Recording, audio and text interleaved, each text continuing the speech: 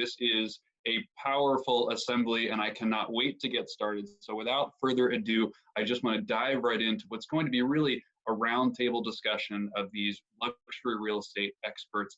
And we're going to start with a true living legend, someone who's been moving markets in the US and around the world for quite some time, Jade Mills. So Jade, if I could, what we really would love to get started with is your perspective. If you can remember back in the days pre-COVID-19, not too long ago, but it seems like an eternity ago, could you give us a little sense of what the luxury real estate market in Southern California was like immediately prior to COVID-19, and then a little bit of what you're seeing today? And then I'm sure everyone wants to know what you think is going to be coming around the corner. None of us have a crystal ball, but you may come as close as anyone. So Jade, could you give us a little of that perspective? Thank you so much, Ryan. Well, I have to say that before all of this started, we were seeing a very good start to 2020. We were selling houses. We had lots of showings. We had lots of people really from around the world. We started seeing people coming back from other countries, and people were really anxious to buy in Beverly Hills in Los Angeles. I think what has happened is we still have people that want to buy, and we still have people that want to sell. It's just not quite the same as it was before. We are considered an essential business. We are allowed to show properties, but we all have to abide by our area and what our area will let us do. And in Los Angeles, you can show vacant homes, but you cannot show homes that are occupied. So that is why it's a little bit different now than it was. And it's not to say this year, I track the over $20 million sales. This year, we have 9 sales over 20 million. One that I closed last week after this coronavirus started.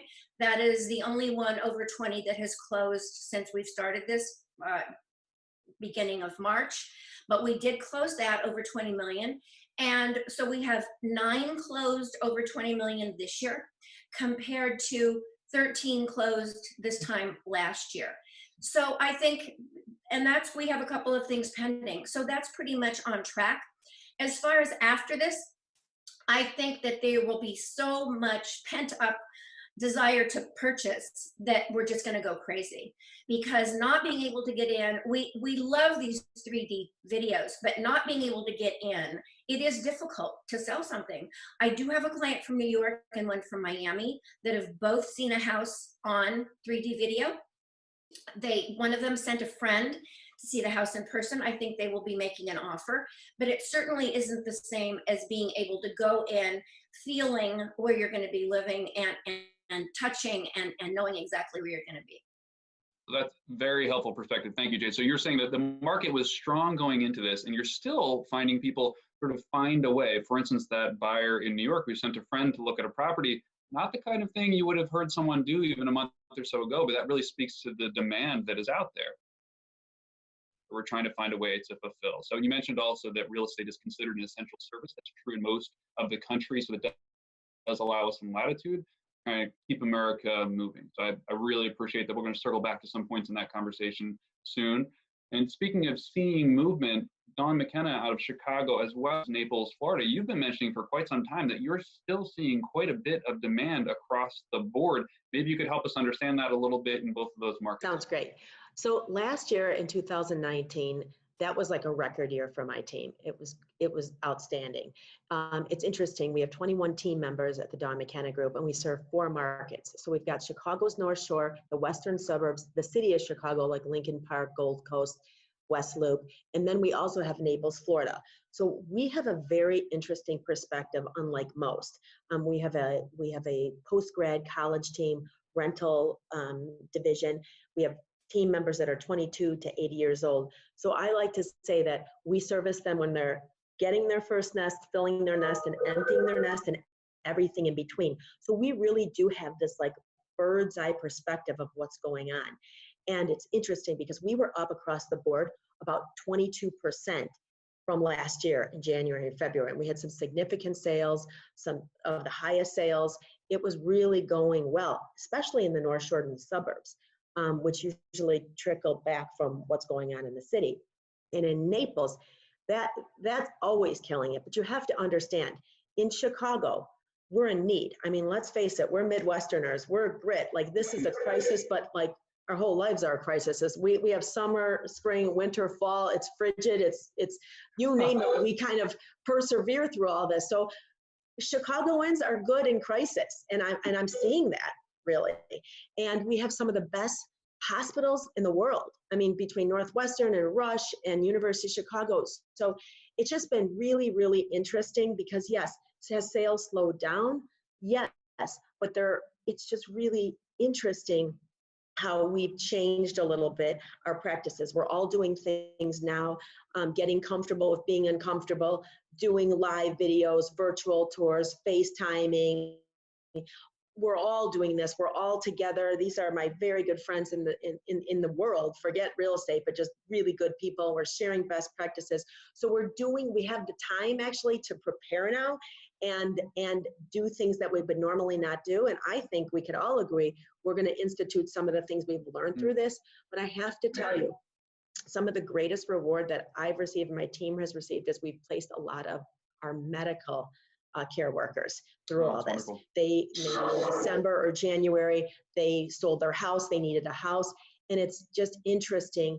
The word hope comes to mind. I think it sounds a little cliche, but home is where the heart is. There's no place like home. And now more than ever, men, women, children, grandma, grandpa, we're feeling it, and people are kind of realizing what they love about their house and what they don't love about their house. And what we're really seeing is all this kind of pent up demand. The analytics tell us that they're spending way more time on Instagram, way more time on our websites, looking back constantly at what we're doing, staying on it longer, and they're making the calls. And maybe they were thinking about flying to Naples and retiring, and now they're going to do it sooner. Or they were thinking about moving out of the city to the suburbs. They have 3 kids. They were going to do that in 2 years. Remember, school in Illinois, and I don't know about you guys, and you can kind of talk a little bit about this, they just shut down for the school year, okay? So while that is not a limit anymore, most people say, I want, her to graduate, or I want the school year to end. And so that's why spring has been so fulfilling, because they want to move in the summer. That's a really good point. So you're seeing that demand, and then you're also seeing potentially a pull forward of some of the summer closings Yes. that are possible as we start to come back. That's interesting. Yes, and I've also seen, this is the global conversation. It's interesting because while Jade in Miami, they see they've always seen, whether it's South Americans or Chinese, we're starting to see that in Chicago. And they're coming to Naples, Canadians, Northern Europeans. It's just really become a lot more global, and we're getting DMs from people all over the world asking us about certain properties. So I actually think, aside from this being a really trying time for many people, I don't want to minimize that, because it's serious. But I'm thinking that our fall and winter is going to be records. So that's interesting, Dawn. You're seeing, and Jade, you mentioned the same, that you're seeing pent up demand that you think we're going to be able to cycle into. Now, Frank Isoldi in northern New Jersey, you and I are both in a bit of a hot spot. I think people have seen that around the country and around the world, that this New York metro area is really a hot spot. Is what you're hearing from Jade and Dawn, are you seeing some of that leading up to this in this moment, and then what you're kind of expecting as we come out of this? Yes, so actually, Dawn, our markets run very similar. The suburbs, I think, are really kind of mirroring each other across the country right now, or at least ours are. So it's very interesting.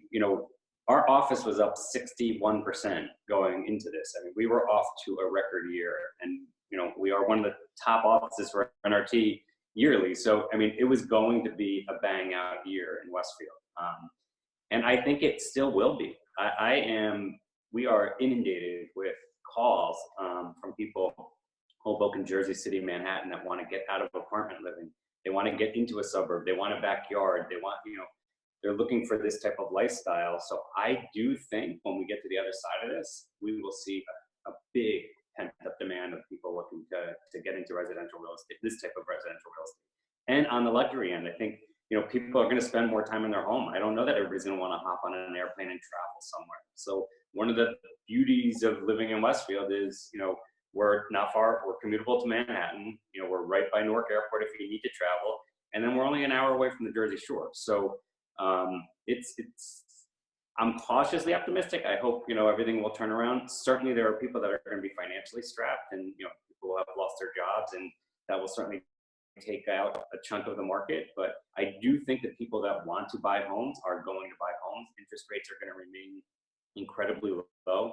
So the opportunity is going to be tremendous. And the great thing is, and the one thing that I love about this network that we have, and the network, Ryan, thank you, that you put together a call banker for us, we've got the lion's share of the listings. So when they're ready, we're ready. That's a great point. And you also mentioned luxury. And we should define luxury. This truly is a global call. Luxury means different things in different places. So Frank, if you wouldn't mind, in Westfield, for instance, what's considered luxury? Sort of that segment that, home is more valuable than ever before. So some might consider luxury real estate to have been an indulgence. It feels a little more like a necessity to some of those people today. But what's the luxury end of the segment look like for you? Yeah, our luxury market really is, I would say, around 2 million and up. Certainly not 20 million. I wish it was, Jade, but we don't really have that type of a buyer pool. My average sale price in town is roughly around $1 million. So I would say double that, and that becomes our luxury market.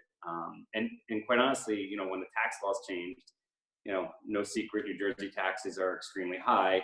We lost a lot of our luxury clientele. They were moving to other areas, Miami, for instance, places that they could take advantage of low taxes. So I do think we will see a lot of people leaving, the city, Jersey City, Hoboken, that still need to be, around the city, and they'll take advantage of the amazing opportunities that we have here. That makes a lot of sense. So I think one thing that's always come to mind for me is, no matter what the calamity that's occurred in the past, never bet against New York. And I think that's a safe thing to never bet against New York in general. But we are seeing a lot of folks in New York looking for perhaps a little more space, maybe a yard, thinking a little differently about their home life, like you're seeing in northern New Jersey. Now, speaking of a place that's been getting that influx, whether it's from New Jersey or from Chicago, and really from all around the world, we have Hillary and Danny Hertzberg down in Miami, which has been a global destination for as long as I can remember. But talk about being put on the map. The past decade has really been transformative for Miami.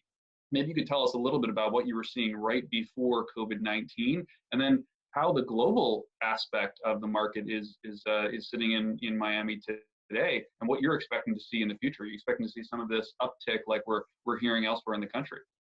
Sure. So the Miami market, our family team covers from Gables, Pinecrest, all the way north to Golden Beach, Sunny Isles. So it's really all Miami-Dade County. We focus in the luxury space. 2019 and going to 2020, a domestic buyer from tax flight purposes was the driving factor in our market. From New York, New Jersey, Connecticut, California, Chicago, all those high tax states were really moving our market. And we've had a pullback over the past few years of our international, traditional Central and South American buyers. So 2019, there was a lot of momentum in the luxury space. Going to 2020, as others have shared, it was going to be a record year. The first 2 months of the year were extremely strong. And then, the world changed. Yeah, since the outbreak, our Miami market has really taken a pause. I mean, we've put together a few deals since then, but most of those buyers had seen the properties before the shutdown, or there were land deals. So we're kind of taking it day by day, and we'll see where our market is tomorrow. So looking into the future, I mean, we don't have a crystal ball, but our take on it, and discussing with Hillary and the rest of our family, is that we'll see a lot of the trends that started 2020, where we have continued tax flight to the South Florida and Florida market from Miami, coast to coast to down in Naples. But what we do anticipate, it might be in the next 6 months, 12 months, 18 months, we're starting to see it right now, is a shift from the South and Central American buyers coming back into the Miami market due to political and economic instability in certain key segments. So we started seeing that. Miami used to be very reliant. Like if we go back 5 years ago, Hillary and I spent our days with Brazilian, Venezuelan, Argentinian buyers. And for the last year, it's been domestic. but we're starting to see some signs that those markets may be coming back to Miami after we get through this difficult period. So you're seeing a little bit of one of the trends that you've heard sort of national news where people are talking about business and economics and everything else even beyond real estate is sort of an acceleration of trends that were present going into this, right? Acceleration of using technology like this for us to be able to connect, an acceleration of some of the global movement that we've been seeing. There was a lot of concern that maybe some of that global movement would kind of lock down, but you're actually seeing and anticipating that Miami's status as a truly global city is only going to grow after this. Is that accurate? Yeah, definitely. There's been a pause for different reasons. We had a very strong dollar. We had weakened economies in a lot of the key markets that trended towards Miami. But now we're starting to see a shift. And right now the travel isn't happening, so those purchases aren't happening. But we're receiving those calls from a lot of the international markets that I think will. We're also receiving calls from New Yorkers. I mean, we've always had a steady stream of like the New York, New Jersey, as everyone spoke about, coming down to Miami. And we've been getting a lot more calls about rentals right now. So like we just put a property on the market for rent, and within 24 hours, we got 2 offers, one at full price. So it seems like, you know, an increase in like the New Yorkers are coming down and they're asking about rentals right now, but those will turn into purchases as well. Great point. And we've certainly seen that in the luxury end with the rental market picking up in a number of markets, especially those markets ringing New York City. Frank, I'm sure you've seen some of this. Now, one of the other trends that's been speculated about, but I'm not sure if it's happening or not yet, Jade, I'd like to ask you, especially because I think you're on one of the highest ends of the luxury segment in Southern California. Are you seeing cash buyers really kind of step up or start to discuss the prospect of being able to move with cash to be able to move on properties a little differently? Cash is always king. And so people usually think if I pay all cash, I'm going to get a better price. And many times that's not the case, because the seller will say, doesn't really matter, I'm going to get cash anyway. Even if someone gets a loan, I'm still going to get cash. I would say in this market, since this has started, our sellers are saying, look, we would love to have cash. The lenders, of course, are a little slower because it's taking time to get loans.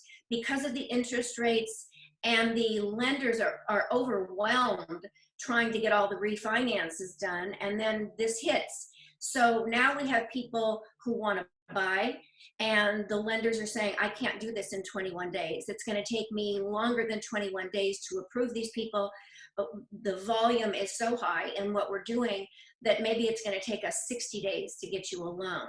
So in this particular instance, I would say cash, it does have more power, and the sellers do want to take an offer where they're bringing in cash.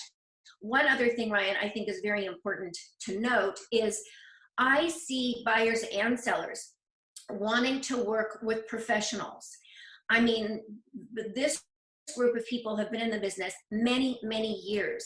We know our business. We know how to help our clients. And what I'm seeing right now is the new agents, I mean, I will continue trying to help them, but most people want a seasoned agent and someone who really knows what's going on in our business and wants to use us as agents and Coldwell Banker, the power of 114 years behind us, and everything you do. I have to say, we are so blessed to have you, Ryan, and Coldwell Banker behind us, because it is amazing what we can do for our clients because of you, because of Coldwell Banker. Well, thank you, Jade. You're extremely kind and generous as ever, but you also make an excellent point there in terms of bringing some of that experience to bear. So as I look at this group, I think, so Jade, your experience in the business is unquestioned and at the highest end of the highest end in terms of luxury experience and global connections, and the fact that you've really been in a lot of these countries from which these buyers are coming and worked with them directly there.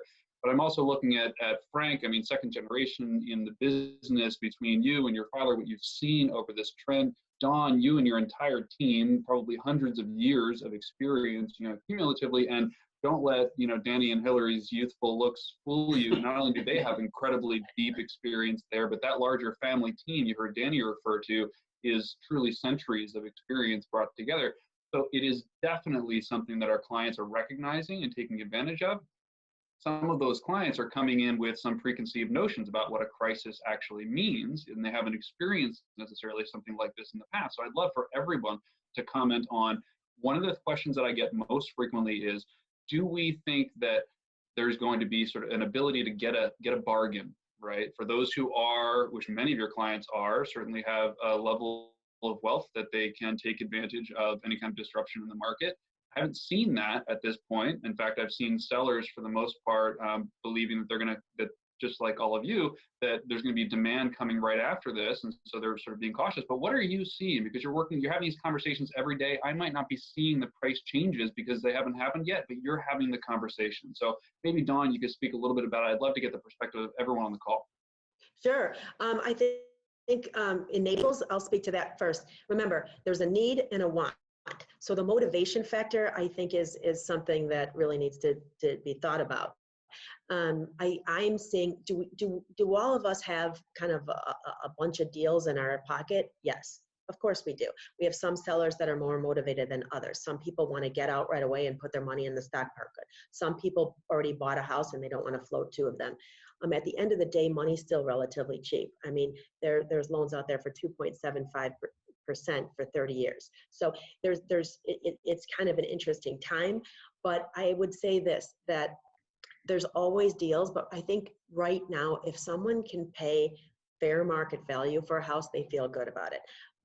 I am seeing a few deals out there, but I haven't seen, it's interesting because our strategy was, let's be smart, let's be strategic, let's navigate through this together, and really don't touch much. So I didn't take all my houses off the market. I mean, we have, over 125 houses amongst all markets. And we just were being methodical and making sure that people were able to see what we had. But it's interesting, in the last couple days, I have 2 houses that are the most expensive houses to sell in Illinois under contract right now. That's fantastic. So you're seeing that demand. So you're not advising your sellers to do anything, dramatic. You're of course advising to be realistic throughout, but you're not advising to do anything dramatic. And you've got buyers who are sort of looking for a bargain, but maybe have gone shopping even without those bargains. Is that what you're saying? Well, yes. And the other thing is, I think worth noting is, in Illinois, we only had 2 deals out of everything we've had kind of pause and say, we still want it, but we're going to back out for now, and will you keep us posted? Okay, one of them is already sold. And then in Naples, where our average price is $3.3 million, and we're seeing more significant sales, like Jade said. I mean, 4 over 20 million, a tear down at 48 million. We had 1 canceled deal, and we had 2 backup offers, one of which was ours. I mean, so that's powerful. I mean, the statistics really say it all with that. You're not seeing the sort of crisis movement by sellers or buyers, but you're seeing the continued interest right now. Now, Frankie, you're in New York City, which of course has a bit of a double whammy here. Your New York City market is one, a COVID-19 epicenter at the moment, though we've seen things improving, which is terrific. But it's also very exposed to the financial markets, which have had their own turmoil. Yet I'm not seeing, even in this area, some of the dramatic movements that we may have worried about. What are you seeing? And especially if you could help us put this together a little bit, where you mentioned 2 million and above is your luxury segment, relative to New York City, that is actually an affordable segment relative to New York City. Are you seeing some of that sort of bolster that market? Yes, so we're a bargain, to them, to be honest. But so this kind of reminds me a little bit of post 9/11. Right after 9/11, we didn't think anybody was going to want to live in Manhattan again. Everybody wanted to get out. They didn't feel safe, etc. So they did flock to the suburbs. And we did get a small bump. And I am cautiously optimistic. I do think that's going to happen again. I think there's going to still be a huge buyer pool that'll stay in Manhattan, that'll keep a residence there. Some of them will probably move up. Maybe they'll go to a townhouse with private entry and garage and backyard, or they'll go into very high-end buildings that the elevator takes them directly to their apartment and minimalize the interaction with other residents.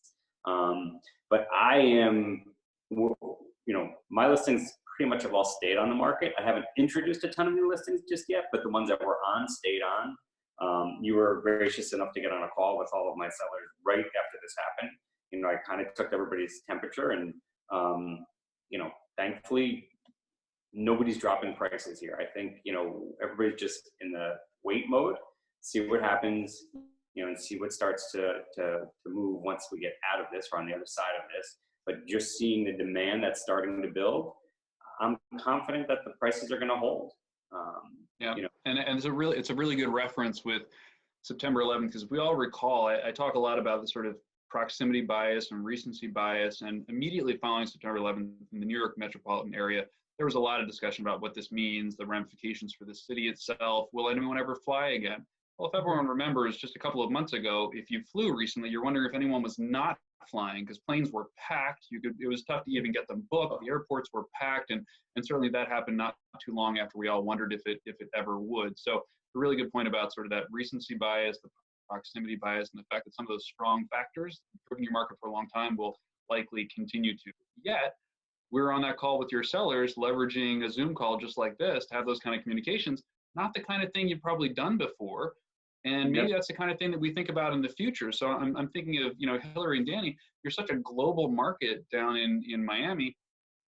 It's not the easiest thing for people to fly in from all over the world to be able to check out properties, every Saturday with you, right? So what do you see coming out of this? What do you see us leveraging that we're learning in this process in the future, including technology and some other things? Sort of what's changed for good in your mind? Want to kick it off? Yeah, I was just going to say, I think we're starting to realize that a lot of the technologies that we were using are going to be only increasingly more important. Yeah, I agree. A couple takeaways that have been interesting is the technologies that we were using, as Hillary mentioned, people are embracing more virtual showings, video, 3D renderings, all of that. But there's a limit. And, the Miami market has slowed down quite a bit because we're so reliant on buyers from outside our market. So there are some very good deals in Miami, not a lot, and there's a floor. At a certain number, buyers step in. But what we have noticed is the limit of technology that we both believe in it, embrace it. But there was a great article that just came out of the Wall Street Journal speaking about the iBuyer platform. And what the article was covering was that this idea of iBuyer, that internet buyer from the Open Door or Zillow, that the Uberization of real estate would happen, and people would buy and sell real estate like they order on Amazon, and they wouldn't have to go into a property. If there was ever a time that would happen, it would be now, right? Because people don't want people coming into their homes, and in fact, it's failing. They've invested billions of dollars into it, and they've stopped almost all the iBuying across the country. And the reason is that at the end of the day, unless it's a piece of land or a tremendous fire sale, people want to go into a property. They want to feel it. They want to touch it. They want to smell it. They want to see the light. They want to walk through it. So I think there's an embrace of technology that will stay and maybe increase, but with a limit, particularly for people's residences. They want to walk in and feel it. So I think that person-to-person contact, as challenging as it is, and we're finding ways to work through it, people still want to walk their home. They want to be with an expert to explain the area. So I think that there's a limit to technology that has never been more evident. I think that's true. Now more than ever, understanding the full value of a trusted advisor, bringing that experience, that counsel, that network to bear, and yet leveraging the latest technology all along the way for really that amalgamation that makes it all work. So now, speaking of trusted advisor, Jade, you made the point early on that you're seeing your clients now more than ever valuing and understanding working with a trusted advisor who's sort of been through all of this. I know we're a little bit over time here, but I think this conversation is going well and is going to be adding a lot of value to our clients. So I'd love to know from you, Jade, what is that value you're adding to your clients right now? What are you advising your clients with current listings on how to ensure that their property is the most attractive to the market that you see coming out of this?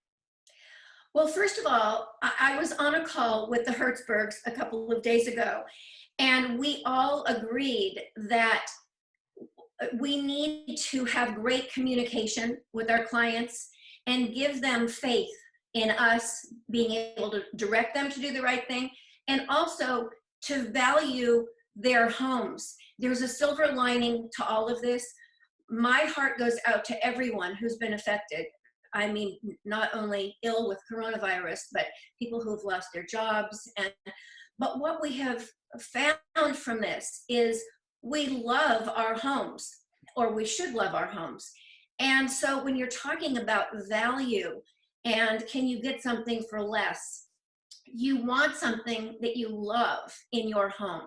Value is wonderful, but do you really want to just get a good deal, or do you want to buy a home that you love? We've all been in our homes so much lately, and we have learned to either love everything or love some of it but want to change things. But you don't want to just buy. I think the best advice from someone who's been in the business for this many years: buy a home that you love.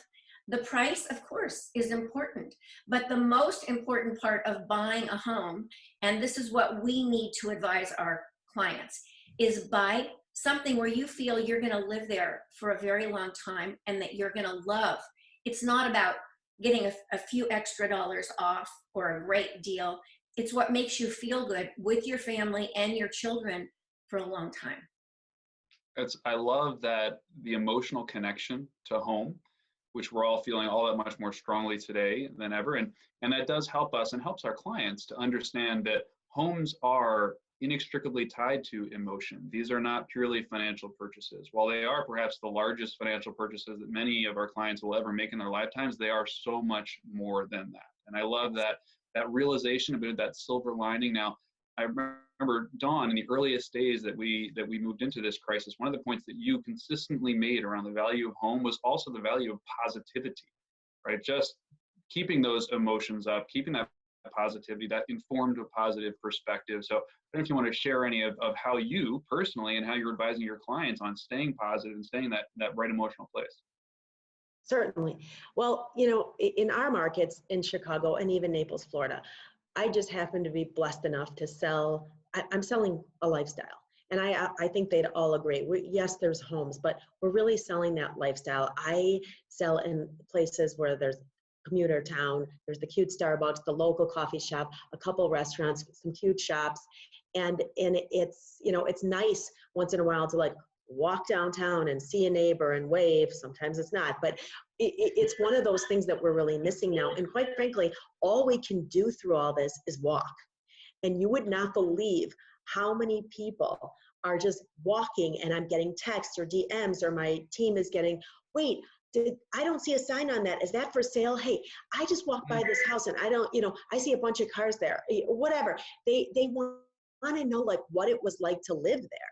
And I think now more than ever, people want manageability. They want that walk to everything location. They want a newer look, and they want an experience. I keep saying this over and over, but like there's no data in the world that will replace the ability to create an experience. Like you can look on one of my listings on Zillow, and people do that all the time, and that's a great first start.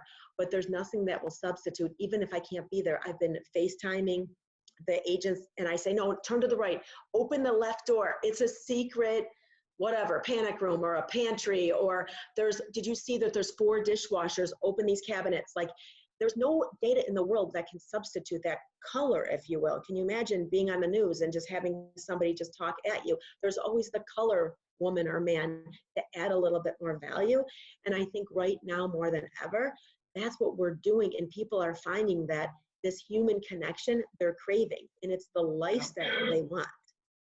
And that connection, that community, I mean, you spoke about the community itself, these adorable, I'm fortunate enough to, you know, have been with you in a lot of these towns, these adorable towns. Now, Frank, North Jersey is somewhat famous for these adorable little towns that in fact are the backdrop and the setting for a lot of what we see on TV and in the movies. Westfield is one of the, I'd say one of the cutest, but also robust in terms of the shops and the restaurants, that very walkable downtown, almost an outdoor mall that you have there. It's hard for us to envision kind of getting back out there right now, but we're probably only a matter of days or weeks away from doing exactly that. As you think about community and that connection and how people are thinking about home, you're within commuting distance of New York City. Are you having clients who are thinking a little bit more about, you know what, maybe I don't need to be in the city every day. Maybe proximity to New York City is important to me to be able to get in there for work now and then, but I can probably work a little more remotely and spend a little more time with my family and my communities. What are you sort of seeing there in terms of how people's mentality is shifting in your market? So yesterday I actually FaceTimed the showing with a young couple that were in Hoboken, and that's exactly, you know, she works from home. He goes into the office. He doesn't think he's going to have to go in the office as much as he did in the past. They're, you know, all in the financial, field in Manhattan. And I think that is going to be huge. The home office space, outdoor living space, like Dawn, touched on, the lifestyle, that is going to be a tremendous value going forward, especially in the short term. It's funny, in years past, we used to deduct for a pool in Westfield. Now everybody wants a pool. It's like the first thing they want is the survey, and can they get a pool in the backyard? Because I think people are just coming to the realization that they're going to be really spending a lot more time in their home, and they want to. So I think it's going to, it's going to be very interesting. But I think you're right. I know my partner, he's, going to be very happy to try to push for, work at home Fridays. Yeah, no doubt. And the pool opening as well. I think one of the comments you had made is we're usually a month away from pools opening, and you were seeing pools open a few weeks ago. So ours is open. Yeah, that's wonderful. It is freezing cold, but now somewhere it's a little less rare to see the pools open in April. It's down in Florida, and I know we started with Jade and over Dawn and Frank, and then down in Miami. As we look to wrap up the conversation here, I'd love to cycle down to Hillary and Danny, and any kind of closing thoughts and comments and counsel you had for your market, or just even more broadly for everyone out there as we kind of look to wrap this up and cycle back with some just final parting words of wisdom. Sure. Yeah, well, so we do these meetings, team meetings on Zoom every day with our team, and the first thing we do is we all go around the room and we say something positive to each other that happened in the last 24 hours, and it's just a really nice way to start the day by thinking about and acknowledging something that's really positive, because every day is crazy, and it's important to focus on. Well put. Yeah, I think that, for us, everybody, you got to find the silver linings in life and in business. For us, like personal and business life is combined because we're a family business. I work with my sister and my mom, and it's, our business partners are all family. So those are the silver linings, that families come together, you work together, you find different ways to do business. And I think if we take it one day at a time and just keep working, our mom was such a leader. The first day when, things shut down, her first thing was, now we work harder, more focused, we don't stop, keep going, where a lot of people kind of put their head in the sand, and we've embraced it. And it's just prepare for the day after. And it will come, and we'll all be ready. And one day we'll get back to normal. It might be a new normal, but we'll all embrace it and support each other and stay as positive as we can. That's wonderful. You truly did get right after it. The entire team get right after it, lean into it, and tap into your network. And that's one of the things we advise our clients, who are looking to all of you, that we really do have the power of a global network into which to tap, to learn best practices, to pivot quickly, to move quickly. Now Jade, as one of the founders of one of the most powerful networks in real estate, I wonder if you could give us some parting words of wisdom and some counsel for how people should be thinking about their luxury real estate futures here in the near term.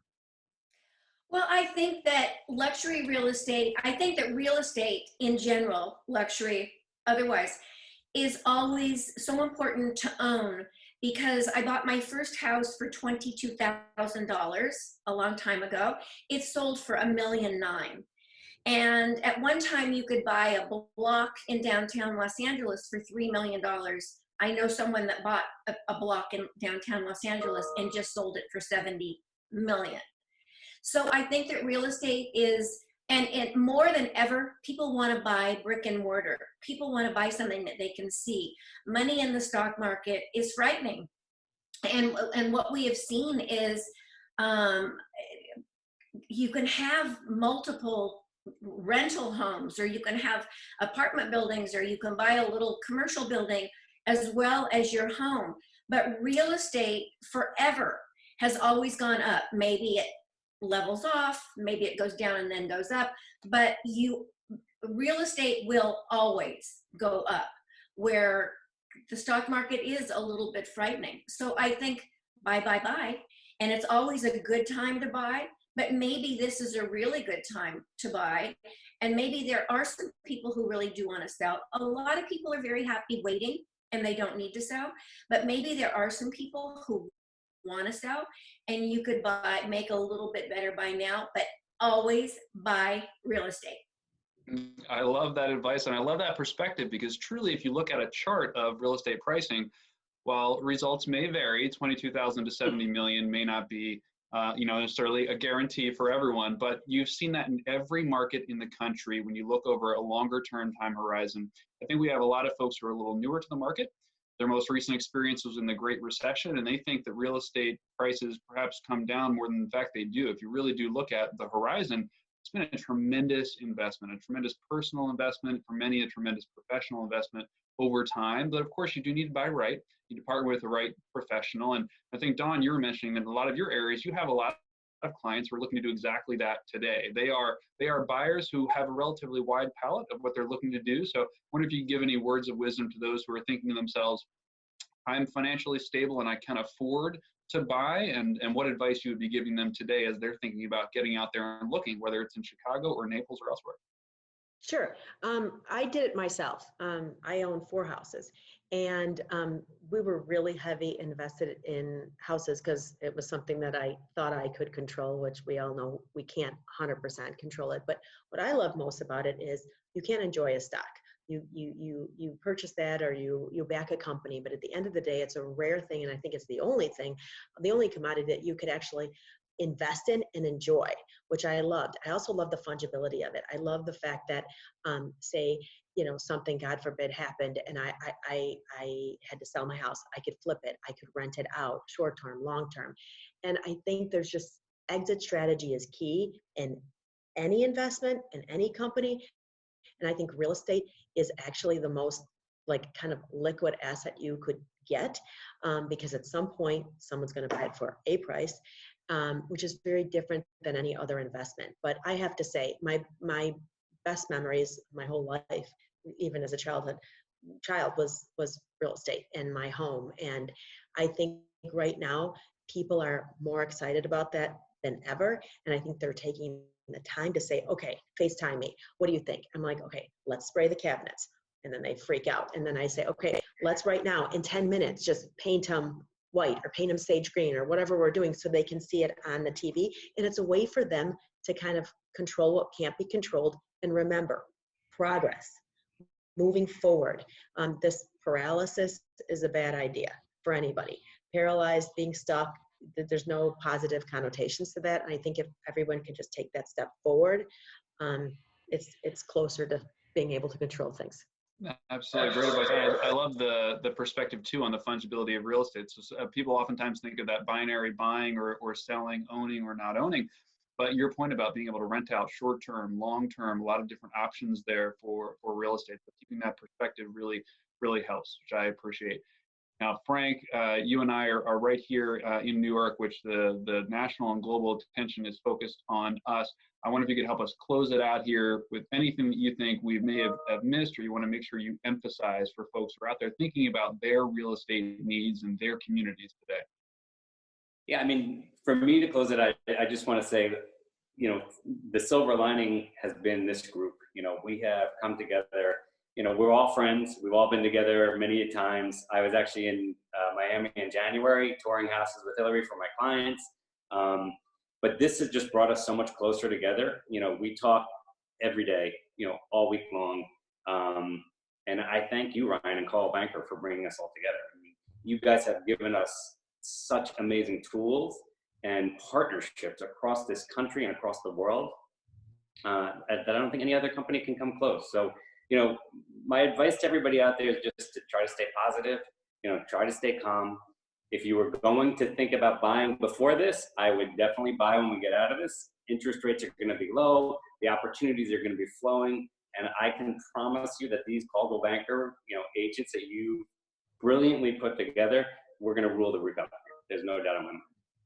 Well, I couldn't possibly say any better than that. Thank you very much, Frank. And I will note that that call we did with your clients, you brought together folks who have some legislative positions and experience and whatnot very early on in this crisis. And the legislators, the governors, they were really, in that case, looking to you. I mean, some things came up on that call that they were able to go and get those rules changed really quickly to be able to keep America moving. So really, those who are making the biggest decisions understand how important home is to every one of their constituents, how important real estate is to the entire economy that they're all trying to keep moving. They are looking to this group individually and collectively as well, and all of your clients are too. So thank you so very much for everything you're all doing to keep your clients informed, keep them calm, keep them moving toward their goals. It's great advice. You are great people. I'm thrilled and privileged to call you friends as well as colleagues. So thank you so very much for investing your time on a Sunday to try and educate all of those out there on truly global perspectives for luxury real estate with some of the top Thank you, influencers Ryan. in the business. Thank you. Thank you Thank so you. much. Thank you all so Be very safe. much. And thank you all for joining us. I hope you got as much out of this as I did. Big gratitude from Cole Banker, from this entire team. Anything we can do for you, feel free to reach out. We'll connect you with exactly the right trusted advisor for all of your real estate needs. Thank you all. Have a great Sunday.